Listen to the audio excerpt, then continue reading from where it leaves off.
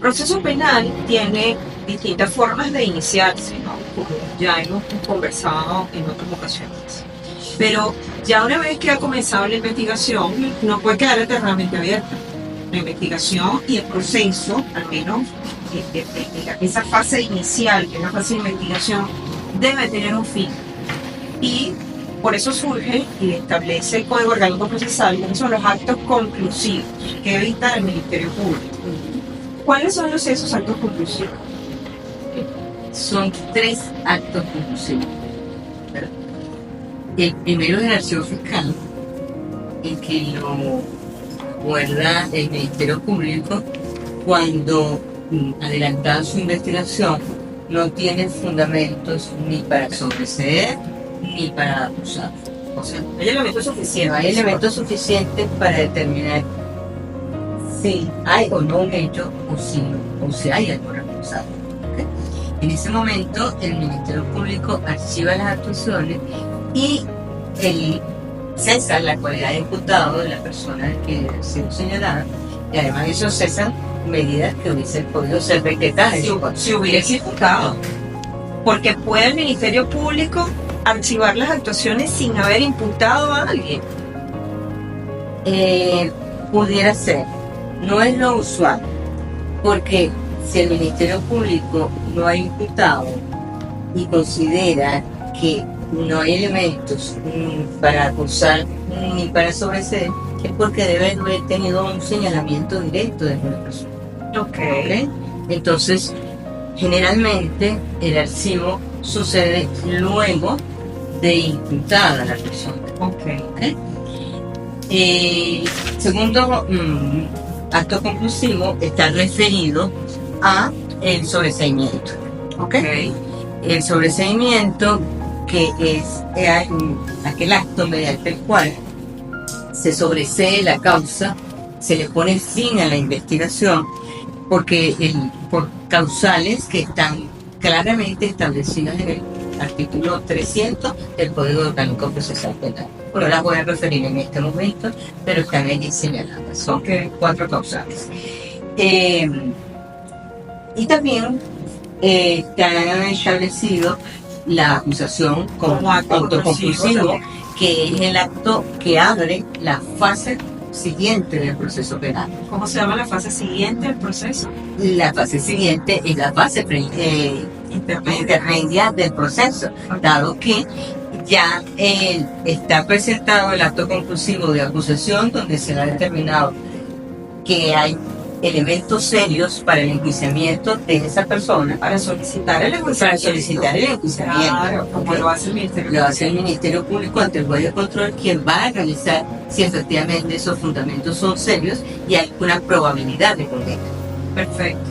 Oye, qué interesante. De todas maneras, vamos a dedicar un espacio para cada acto conclusivo, para que la gente entienda, para que la gente comprenda y conozca qué pasa en cada uno de esos 3 supuestos que tiene el fiscal del Ministerio Público para concluir lo que es la fase de investigación. Entonces, en resumen, puede archivar las actuaciones cuando no existan elementos suficientes para determinar una responsabilidad de algún presunto autor, pero tampoco para cerrar la investigación, porque bueno, yo tengo una presunción de que ocurrió un hecho punible, o ocurrió un hecho, ¿verdad?, que presuntamente es punible, pero ojo, porque yo debo continuar investigando.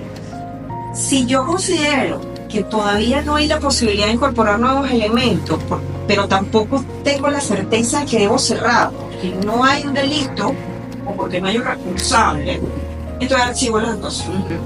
Segundo acto conclusivo, el sobreseimiento de la causa. Este es un acto conclusivo que le pone término al proceso.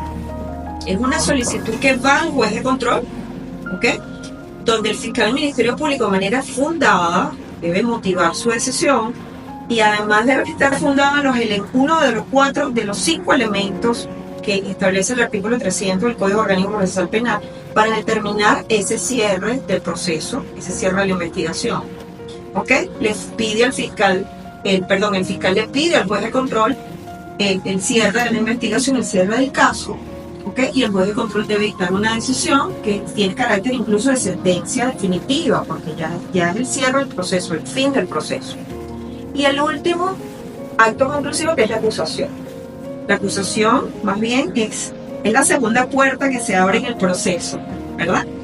Para que el acusado, ya en este caso, haga su descargo ante el juez de control, ¿verdad? Y ojo, debe determinarse, de eso vamos a hablar con más detalle en el próximo espacio, que es todo aquello que puede ocurrir en la audiencia preliminar, donde oralmente debe el fiscal plantear su acusación y la defensa establecer los fundamentos de la defensa.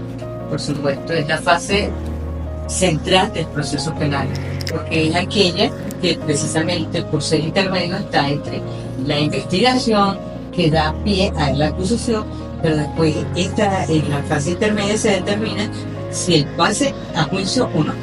Es correcto. ¿Y cuándo se habla de la individualización? Eso que tanto la gente habla.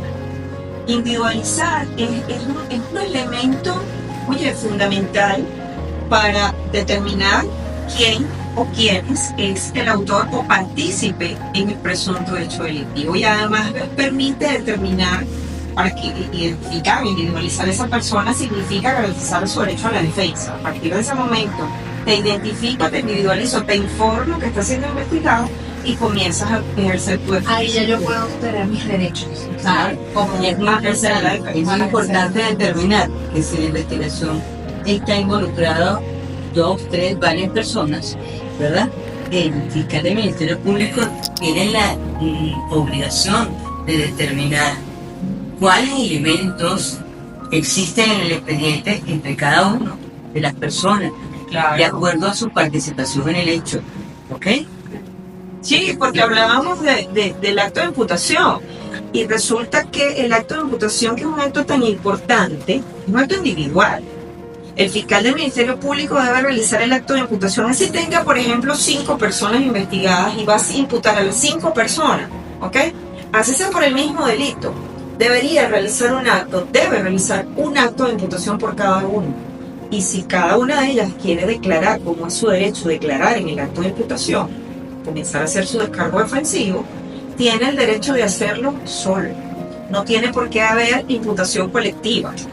Es un acto individual, un acto que tiene que hacerse de manera individual. Eso incluso es una garantía al derecho a la defensa. Y además de eso, en ese acto tiene que, como se señala, cuáles son los elementos que la investigación arroja en tu contra, ¿verdad? Para que el fiscal del Ministerio Público pueda formular la acusación, tiene que ser individualizado por cada una de las personas que están involucradas en el proceso. Así es. Entonces, cuando ocurre el archivo fiscal, eso queda como ahí latente. O sea, no es que se cierra el caso. El archivo fiscal Solo se abre cuando surge un elemento Aparece nuevo. algo. Cuando surge un elemento nuevo. Pero además del archivo fiscal, hay un archivo judicial. Ok.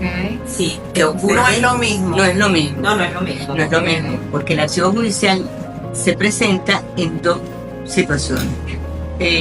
Dentro de los delitos, de 2 maneras, mejor dicho. Dentro de los delitos de menos grave, que tiene un procedimiento especial previsto en el código, y de los delitos ordinarios, ¿ok? O graves. En el caso de los delitos graves, luego de imputado, la persona tiene derecho, dentro de los 6 meses siguientes, de solicitarle al juez de control, le fija un plazo al Ministerio Público para presentar uno de esos actos conclusivos de lo que hemos hablado. Sí, esto es un tema interesantísimo, súper interesante. Vamos a dedicarle otros espacios a hablar de cada uno de los actos conclusivos y de cada uno de los elementos que debe contener cada uno de sus masterclass. actos, cada uno de sus áreas. Una masterclass de derecho penal. Así es.